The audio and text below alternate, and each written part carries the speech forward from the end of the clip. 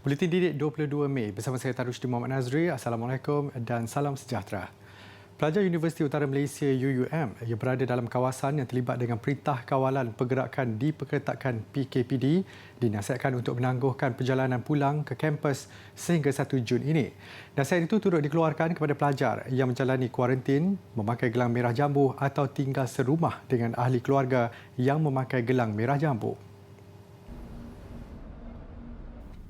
Naib Chancellor UUM Profesor Dato' Ahmad Bashawir Abdul Ghani berkata, nasihat ini dibuat selaras dengan pelaksanaan PKPD yang melibatkan beberapa negeri.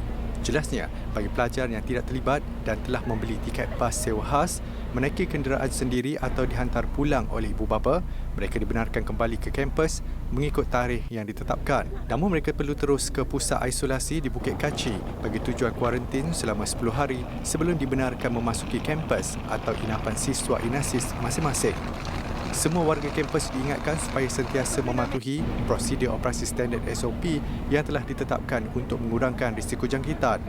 Untuk rekod, Menteri Kanan Keselamatan Datuk Seri Ismail Sabri Yaakob telah mengisytiharkan PKPD selama 14 hari di 9 lokaliti di Bandar Darul Aman dan Lubuk Kawah Jitra mulai 18 Mei serta 28 mukim di daerah Kota Star bermula 19 Mei. Terbaru, PKPD turut dilaksanakan di beberapa kawasan yang melibatkan negeri Kelantan, Pahang, Terengganu, Perak, Sarawak dan Sabah bermula 22 Mei 2021. Pusat Kuarantin dan Rawatan COVID-19 berisiko rendah PKRC di Pusat Dagangan Antarabangsa Melaka MITC Air Keroh mula menerima pesakit semalam. Menurut Pengerusi Jawatankuasa Kesihatan dan Anti Dadah Negeri Datuk Rahmat Mariman, antara 40 hingga 80 pesakit bergejala ringan atau kategori 1 dan 2 akan ditempatkan di situ. Kumpulan pertama melibatkan 125 individu yang positif COVID-19 dan sedang dinilai sama ada akan ditempatkan di PKRC MITC atau Hospital Melaka.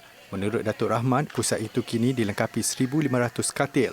Secara keseluruhan, bangunan MITC mampu menampung hingga 11,800 katil sekiranya terdapat keperluan. Tambah beliau lagi, unit rawatan rapi ICU Hospital Melaka kini masih dalam keadaan terkawal. Unit itu boleh menempatkan 114 pesakit namun penggunaannya belum mencapai tahap kritikal.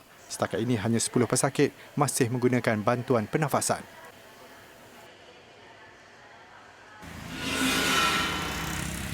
Sementara itu, ekoran daripada peningkatan mendadak kes positif COVID-19 selain penambahan zon merah di Melaka, inisiatif digerakkan sebuah badan bukan kerajaan melaksanakan sanitasi percuma di kawasan perumahan dan tumpuan awam. NGO Unit Amal Traders UAT melaksanakan program itu selepas bimbang kemungkinan akan wujud kluster selepas sambutan Aidilfitri. Sebanyak 60 tan cecair hidrogen peroksida sebagai bahan semburan sanitasi digunakan. Kami buat di kawasan Melaka, Teluk Mas, di area Bacang. Lepas tu dekat Ipoh Perak kita ada buat, Teluk Intan, and then di Gombak. So itu di awal tahun lah. And then itu hari pun kita ada buat sanitasi di seluruh masjid negeri Melaka. Lebih kurang hampir dekat 200 masjid juga kita buat dan berkolaborasi juga dengan skuad Sabil negeri Melaka. Okey.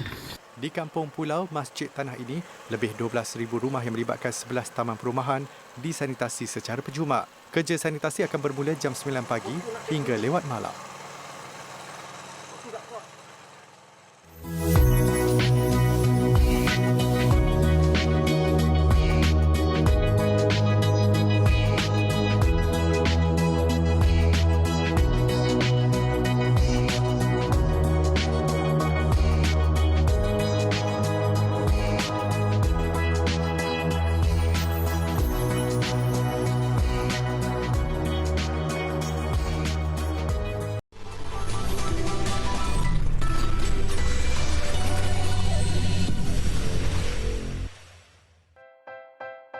Assalamualaikum. Saya Muhammad Ashwirazin dari SK Jalan Kebun ingin mengucapkan selamat Hari Guru kepada cikgu-cikgu sekolah saya. Terima kasih atas segala ilmu yang dicurahkan kepada kami. Berguru demi ilmu, bina generasi baru. Jangan lupa jaga SOP tau. Bye. Selamat Hari Guru. Kami sayang cikgu. Terima kasih cikgu.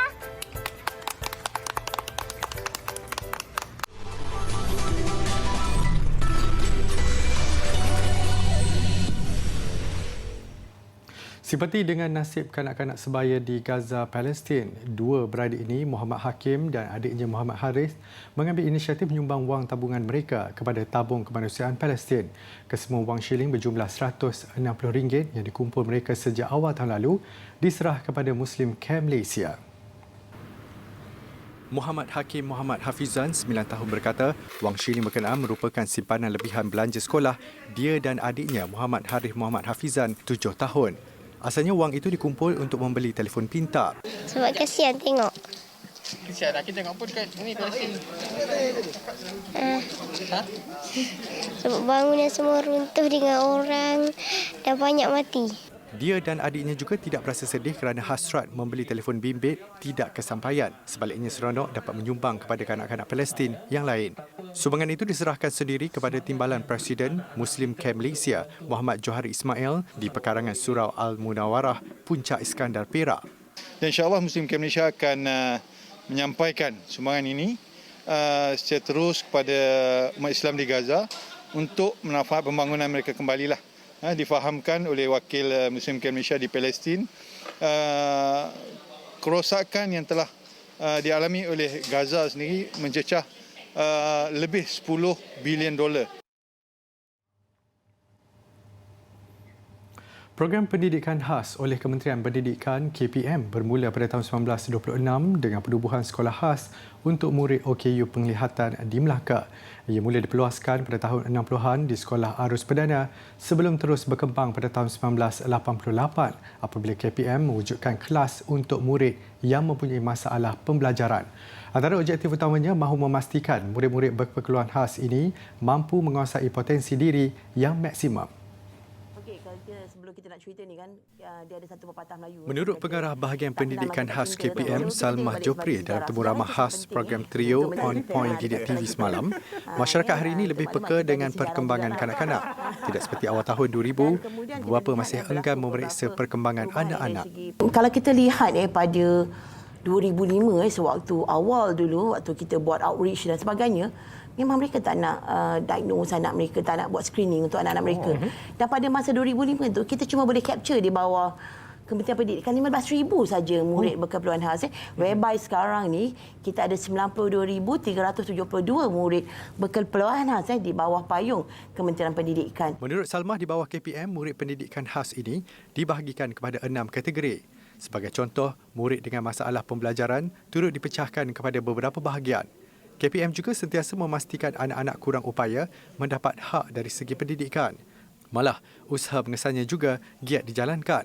Tambah Salmah lagi menjadi tanggungjawab KPM memberi kesedaran kepada masyarakat kepentingan memberi pendidikan kepada murid berkeperluan khas. Di bawah kepayung Kementerian Pendidikan, kita ada murid-murid ni dia ada 3 option persekolahan dia. Okay. Dia boleh ada di sekolah pendidikan khas sendiri, atau di program pendidikan khas integrasi, ataupun di program pendidikan inklusif, di mana kalau di bawah sekolah pendidikan khas kita ada 28 sekolah kebangsaan, maksud sekolah rendah, 6 buah sekolah menengah, di mana 4 daripada 6 buah sekolah ini adalah sekolah menengah pendidikan khas vocational. Kita ada 4 dan kita ada 2 sekolah menengah kebangsaan pendidikan khas yang menjurus kepada akademik, dan ada satu lagi sedang dibina dalam pembinaan yang menjurus kepada akademik dan juga kemahiran, iaitu di Bumbung 5 Pulau Pinang. Menurut Salmah, KPM juga prihatin menyediakan 25 sekolah yang mempunyai kemudahan asrama. Ibu bapa yang mahu menempatkan anak mereka dalam program pendidikan khas hanya perlu memberi surat pengesahan doktor selain melakukan pendaftaran sekolah seperti biasa. Selain itu, setiap guru di bawah KPM juga mempunyai kepakaran mengenal pasti ciri-ciri murid yang berkeperluan khas. Bagaimanapun, Salmah menekankan penerimaan ibu bapa amat penting untuk memastikan anak-anak kurang upaya mendapat pendidikan dengan fasa yang bersesuaian.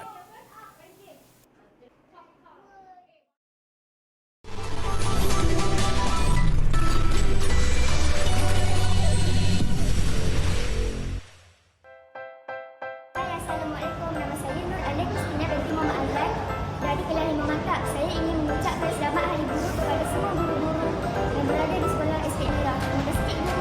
Kami mengucapkan selamat Hari Guru kepada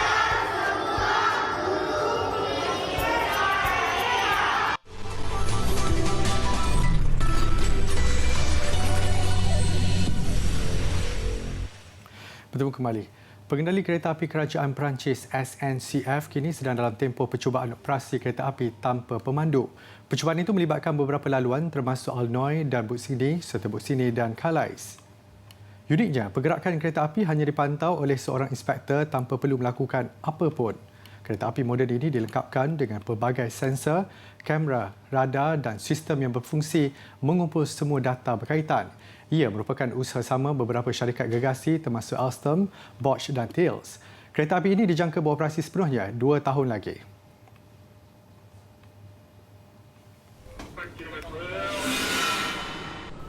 Juga di Perancis, syarikat gergasi pengangkutan udara negara itu melakukan penerbangan sulung dengan menggunakan bahan api Sustainable Aviation Fuel SAF keluaran syarikat Total. Ia merupakan bahan api bio yang dibuat daripada sisa terpakai serta bahan lain termasuklah minyak masak. Campuran 16% bahan api itu sekaligus mengelakkan pelepasan 20 tan karbon dioksida. Ekoran kejayaan ini, SAF turut menerima pengiktirafan daripada sistem sijil karbon dan kelestarian antarabangsa. Sebelum ini, syarikat penerbangan Air France dilaporkan mencatatkan sejarah selepas pertama kali membuat penerbangan jarak jauh dengan menggunakan biofuel ataupun bahan api bio. Hai, Assalamualaikum dan salam sejahtera. Bertemu lagi kita dalam tips memperkasa bahasa ketika PDPR. Cikgu Arif HJ nak kongsikan kepada ibu bapa yang berada di rumah, bolehlah bertutur dengan anak-anak dengan sebutan yang baku serta ejaan yang tepat. Hal ini dikatakan sedemikian kerana ejaan dan sebutan yang baku akan memastikan anak-anak kaya kosakata dan bahasanya akan semakin baik.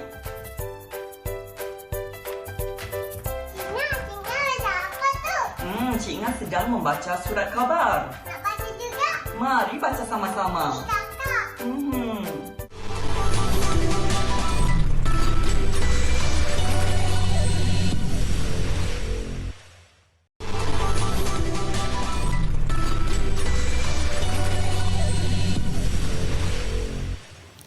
Sukan, jago powerlifting negara Boni Bunya Agustin terus mendapat motivasi tambahan selepas memenangi emas Piala Dunia Para di Bangkok awal bulan ini. Atlet berusia 21 tahun itu diberikan ganjaran RM10,000 sekaligus menyemarakkan semangatnya yang akan menyertai satu lagi aksi Piala Dunia di Emirat Arab Satu UAE bulan depan selain termasya Paralimpik Ogos nanti. Pemenang pingat emas Piala Dunia Powerlifting Para Dunia di Bangkok 2 minggu lalu, Boni Bunya Agustin, diraih pengerusi Persatuan Sukan dan Rekreasi Tanjung Manis Muka Sarawak, Datuk Seri Abang Adita Jaya, Abang Alwi pada satu majlis ringkas di Ibu Negara. Di majlis ini, Boni turut menerima insentif sumbangan berjumlah RM10,000, manakala jurulatihnya, Jamil Adam, menerima RM2,000. Ia sebagai penghargaan atas usaha gigih atlet para kelahiran Serian itu mengharumkan nama Sarawak di pesada sukan antarabangsa. Sedikit sebanyak boleh menaikkan motivasi saya untuk ke game Paralimpik Tokyo nanti. Kejohanan World Cup di Dubai nanti. Bila? Bulan 6. Tambah Boni selepas digelar juara kategori 72 kg, keyakinannya semakin tinggi, apatah lagi berjaya memperbaharui rekod peribadi dengan angkatan 226 kg di Bangkok. Sekaligus membuatnya bersemangat menghadapi 2 lagi tugasan penting berikutnya. Kita tengok peluang Boni berdasarkan kejohanan yang lalu di World Cup di Thailand yang lalu, dan kita telah mengenal pasti pencabar-pencabar utama kita di sana nanti, khususnya di Paralimpik nanti, dan insya-Allah Boni mampu. Dan yang paling penting adalah Sukan Paralimpik pada Ogos nanti di Jepun untuk beliau memenangi pingat emas untuk Malaysia dan Sarawak. Ketika dunia terus mengecam tindakan ganas rejim Zionis, kesan yang dialami rakyat Palestin pastinya lebih mendalam. Sudah tentu bantuan seluruh dunia ditagih untuk meringankan beban kemusnahan yang telah berlaku. Dan sebagai tanda prihatin, Majlis Sukan Negara MSN tidak ketinggalan untuk menghulurkan bantuan menerusi pelancaran tabung kemanusiaan Palestin warga sukan. Lebih 300 atlet dan jurulatih negara melahirkan keprihatinan mereka terhadap isu semasa yang sedang berlaku di Palestin. Dan pastinya, bantuan yang diberikan sedikit sebanyak dapat meringankan beban yang ditanggung rakyat Palestin yang sedang berdepan detik sukar. Antara yang menyuarakan sokongan adalah atlet gimnastik Nukman Al-Hafiz Zulfa, Farah N. Abdul Hadi, Azizul Hasni Awang, Fadil Zonis, atlet para Ziyad Zulkifli dan bekas atlet squash kebangsaan Datuk Nicole David. kita sedia maklum dengan apa yang sedang berlaku di Palestin. Prihatin dengan isu semasa di Palestin ini, kami atlet negara ingin melancarkan tabung kemanusiaan Palestin warga sukan. Tabung kemanusiaan ini diilhamkan oleh kami atlet negara sebagai salah satu sumbangan kami kepada mereka di Palestin. As you all know, that at the moment that Palestine is really going through some very tough times during the war, and we hope that we want to reach out to all of you to help donate. And Sports Malaysia has put a donation box together in hopes of having all of you to come and chip in and do your part to support them and give them something that they can hold on to. Menteri Belia dan Sukan Datuk Seri Riza American Naina American turut menzahirkan penghargaan terhadap keprihatinan barisan atlet dan jurulatih negara yang mencetuskan ilham penubuhan tabung ini. Tabung kemanusiaan Palestin warga sukan ini dibuka kepada seluruh rakyat Malaysia menerima sumbangan sama ada daripada individu maupun organisasi. Gelagat ibu dan anak panda yang sedang bermain di Zoo Washington, Amerika Syarikat kami kongsikan bagi mengakhiri Buletin Didik malam ini. Saya Tarjuddin Muhammad Nazri, salam hormat dan Assalamualaikum.